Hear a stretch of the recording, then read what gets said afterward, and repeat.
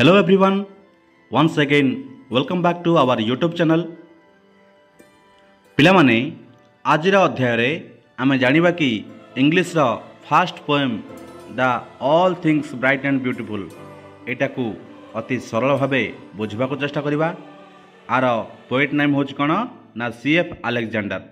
तेबे एही कविताटी को पढ़िबा पूर्वरु यार कविंक विषय जानि नेबा आउ से कविंकर किछि रचित पोएम ए सबू टिके जानि नेबा।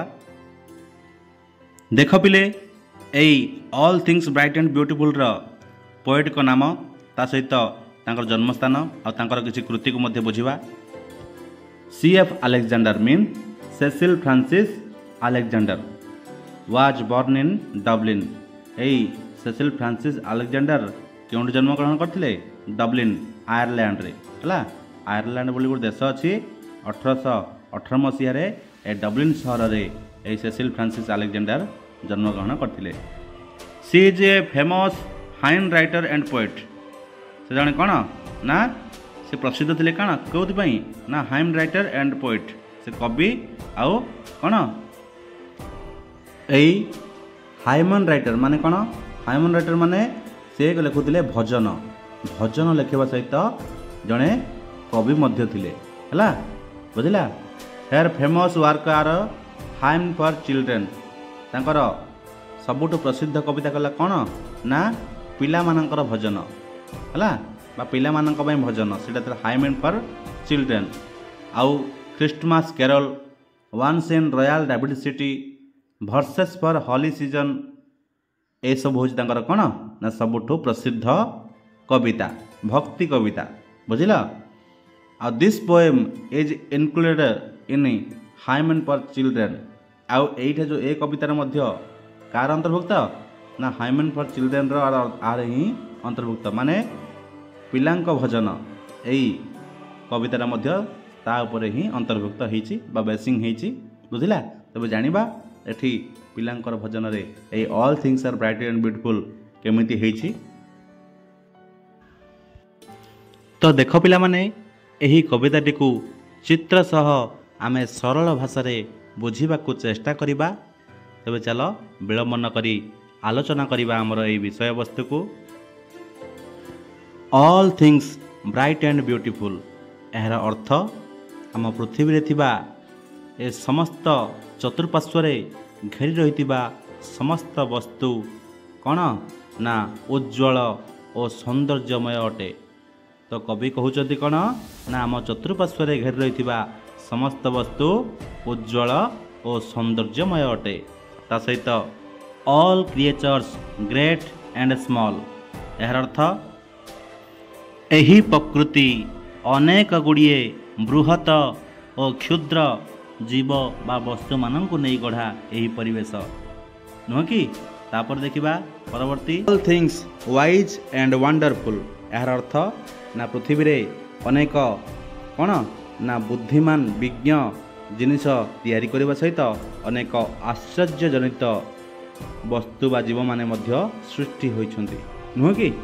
तो all things wise and wonderful अर्थात ए पृथ्वी रे अनेक विज्ञ वस्तु सहित किछि आश्चर्यजनक वस्तु मध्य तैयारी होई अछि।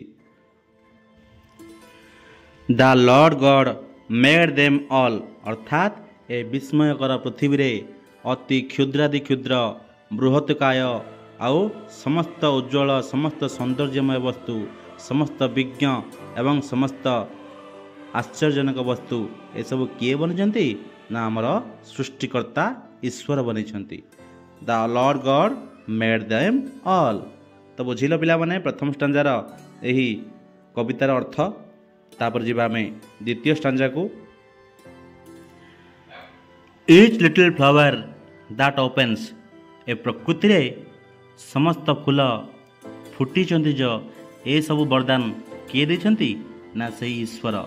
Each little flower that opens ए प्रकृति रे फूल फुटिबा को सामर्थ्य देछन्ति मध्य के से ही भगवान।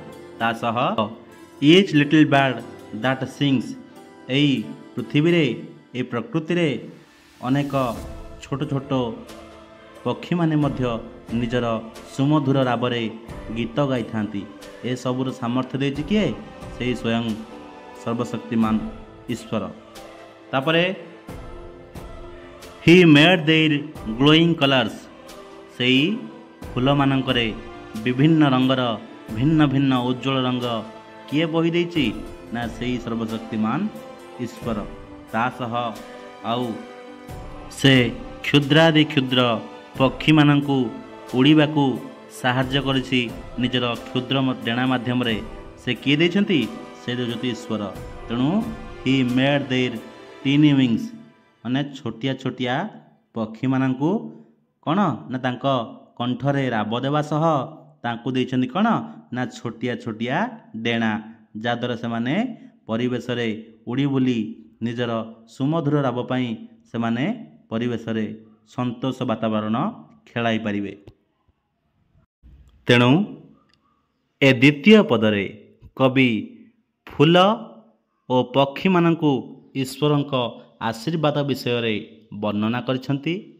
से प्रतिटी प्रस्फुटित पुष्पकु देइछंती उज्ज्वल रंग ता सहित सुमधुर कंठरे राब करुवा प्रत्येक क्षुद्र पक्षी को से देइछंती सुंदर क्षुद्र डेणा जद्वारा से माने उड़ी बुली पारिबे नुह कि सतरे ए प्रकृति रे भगवानଙ୍କର अवदान केते रहिछि ताहा अकल्पनीय। तापर देखिबा हमें तृतीय स्टांजा को the purple headed mountain the river running by the sunset and the morning that brightens off the sky. यार अर्थ कौन पिला मन देख ना एई तृतीय स्टांजा रे कवि कौन कहते ना सूर्यास्त और प्रातःकालीन पर्वत को नीलाभ रंगतिम वर्णरंजित मस्तकधारी बोली वर्णना करछंती। ना तृतीय पदरे कौन ना सूर्यास्त और प्रातःकालीन समय रे पर्वत को कौन कहते ना नीलाभ रक्तिम वर्णरंजित मस्तकधारी बोली वर्णना करछंती। आउ सूर्यास्त समय रे अस्तगामी सूर्यर नील लोहित रश्मि पहाड़ उपर जेतेबेले पड़ी थाए ना ताहा अत्यंत सौंदर्यपूर्ण होता है नुह कि एवं एहीपरि घटना प्रातः काल समय मध्य समान ही होता है।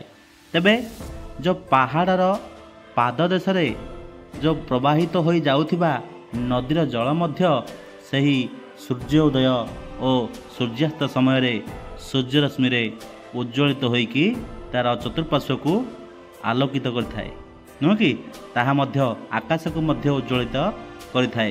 तेबे ए समस्त सौंदर्यमय और उज्ज्वलमय वस्तुर सृष्टिकर्ता किए से होचंती ईश्वर। तापरे आमे देखिबा फोर्थ स्टांजा एथिरे कवि कौन वर्णना करछंती देख the cold wind in the winter the pleasant summer sun the ripe fruits in the garden he made them everyone। कवि एही चतुर्थ पदरे कौन कहिछति ना ईश्वर शीत दिने प्रवाहित हेउथिबा ठंडा पवन जे कि आनंददायी अटे नुह कि शीत दिने जो ठंडा पवन कौन होता है सेटा गोटे आनंददायी होता है। सेहीपरि ग्रीष्म ऋतु सूर्य को उदय होगापाई सृष्टि करछंती नुह कि शीत ऋतु रे ठंडा पवन बहिबाकू जमिति सृष्टि करछंती सेपरि ग्रीष्म ऋतु रे कौन करछंती ना सूर्य को उदय होगापाई मध्य चेष्टा करछंती। आउ वन उपवन रे पाचुथिबा फलर मध्य से निर्माता अटंती। एई जो वन बा उपवन हो बा गार्डन हो से जो जो फल पाचे तार से सब निर्माता किए सही भगवान तांकर बिना निर्देश रे कौनसी कार्य मध्य सफल हुए नहीं नुह कि तेणु से समस्त जिनिस को से बनई से सृष्टि करछंती। ही मेड देम एवरीवन से समस्त को से सृष्टि करछंती सही परमेश्वर सही जगदीश्वर प्रभु ईश्वर। एबे देखिबा आमे फिफ्थ स्टांजा जो थे आमे बुझिबा सही स्टांजा रे कौन देछि he gave us eye to see them and lips that we might tell, how great is God Almighty, who has made all things well। यार अर्थ पिला माने देख, से आमको सुंदर चक्षु प्रदान करछंती तांकर ईश्वर ऐश्वर्य सृष्टि को देखिबा पई। से आमको ओठ प्रदान करछंती तांकर गुणगान करिबा पई, नुह कि? तो भगवान आमको चक्षु देइछंती काहेकि ना तांकर सौंदर्यमय सृष्टि को देखिबा पई। आउ ईश्वर से आमको ओठ देइछंती तांकर गुणगान करिबा पई, नुह? तेणु भगवान जहाँ देइछंती सेथिरे आमे संतुष्ट हेबा, आउ ताहा प्रकृतिर सौंदर्य को आमे उपभोग करिया चेष्टा करिबा। भगवान जो चक्षु देइछंती से चक्षुरे आमे पृथ्वीर सौंदर्यमय दृश्य को देखिबा एवं निजर ओठ द्वारा भगवानଙ୍କର ସେହି ଯଶ କୀର୍ତ୍ତିର गुणगान करिबा।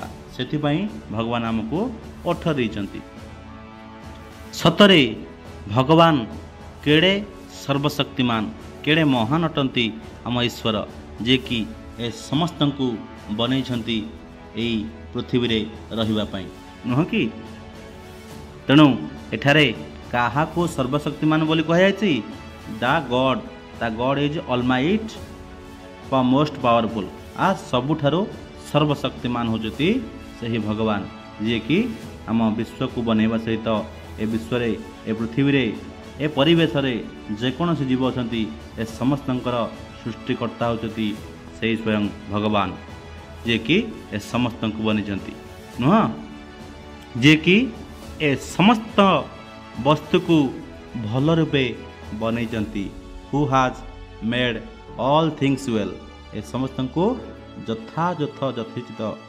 यथोचित उपादान अनुसार आउ उपयुक्त समय स्थान अनुसार ए सब को बनैछंती। तो बुझिला पिला माने एही कवितार सारामर्म। तबे वीडियोटी केमिति लागिला निजर मतामत कमेंट्स माध्यम जणाइबे। ता सहित चैनल को नुआ कर आसले सब्सक्राइब करने को जमारे भूलिबे नहीं। धन्यवाद। आमे परवर्ती मुहूर्त यार अन्य प्रश्न उत्तर आलोचना करिबा।